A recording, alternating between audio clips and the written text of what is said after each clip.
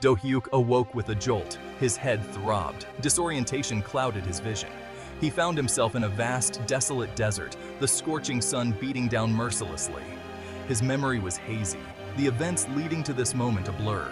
He clutched the strange object the angel had thrust into his hands. Its smooth, cold surface sent chills down his spine. He had no idea what it was or what it meant, yet he sensed its significance. This will be your salvation, Do-hyuk. Use it wisely. Salvation? What did that even mean in this forsaken wasteland? He was alone, stripped of his weapons and supplies, with no memory of how he got there. Fear gnawed at his insides, threatening to consume him. He had faced countless dangers before, but this time, the odds seemed insurmountable. Do-hyuk took a deep breath, forcing himself to focus. Panic wouldn't save him. He needed a plan, a way to survive. He examined the cube more closely, turning it over in his hands. It was heavier than it looked, radiating an unnatural chill. As his fingers brushed against its surface, a surge of energy coursed through him. He gasped, startled by the unexpected sensation. Was this the cube's power? The angel had spoken of salvation. Could this object be the key to escaping this desolate prison? His mind raced, desperately seeking answers in the face of the unknown. He had to believe there was a way out, a glimmer of hope in this seemingly hopeless situation. Do-hyuk soon learned the true nature of the strange artifact. It was the cube of black fruit, a legendary object whispered about in hushed tones. Legends spoke of its ability to manipulate the very fabric of reality within the Dunean desert. This barren wasteland, shrouded in mystery and danger, held secrets that could shift the balance of power. And the cube was the key to unlocking them. The Dunean desert was no ordinary place. It was a realm where the laws of nature were twisted, where reality itself was fluid. Ancient beings, forgotten by time, roamed its shifting sands, their motives shrouded in darkness. It was a place of immense power and unimaginable peril, and Do-hyuk, armed with the cube, was now a player in its deadly game. The cube, he discovered, was more than just an object. It was a conduit.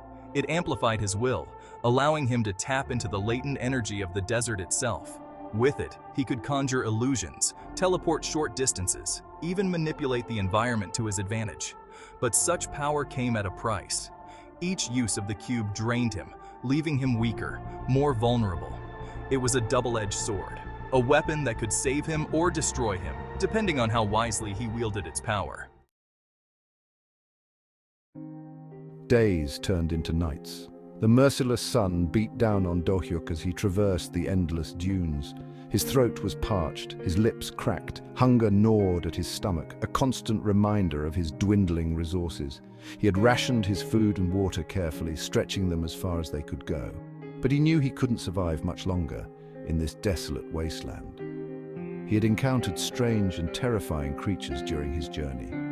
Giant sandworms, their bodies shimmering with an otherworldly light, burrowed beneath the dunes, their presence heralded by tremors that shook the ground. He had narrowly escaped their gaping maws, their hunger a force of nature. Then there were the goblets, ethereal beings that floated through the air, their bodies translucent, filled with swirling colors. They seemed harmless at first, even beautiful in their ethereal way. But their touch was poison, draining the life force of any creature unfortunate enough to cross their path.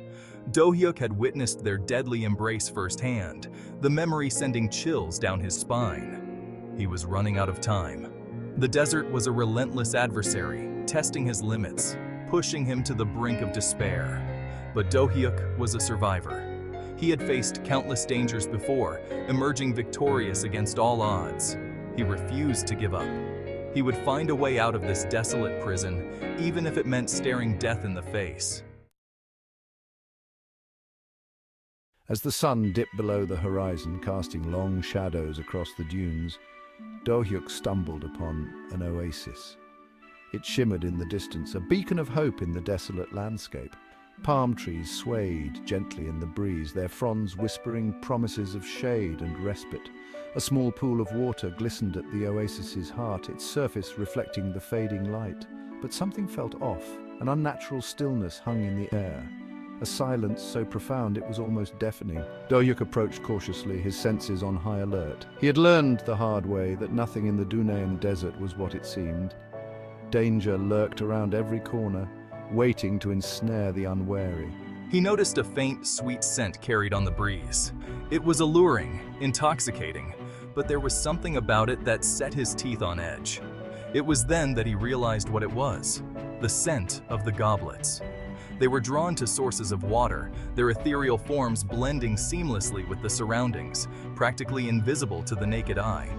Doyuk reached into his pocket and pulled out a small, unassuming object, a can of air freshener. It was a strange thing to find in the possession of a hardened warrior, but Dohyuk always had a knack for scavenging useful items.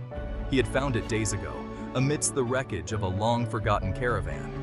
At the time, he had considered it useless, a mere trinket from a bygone era.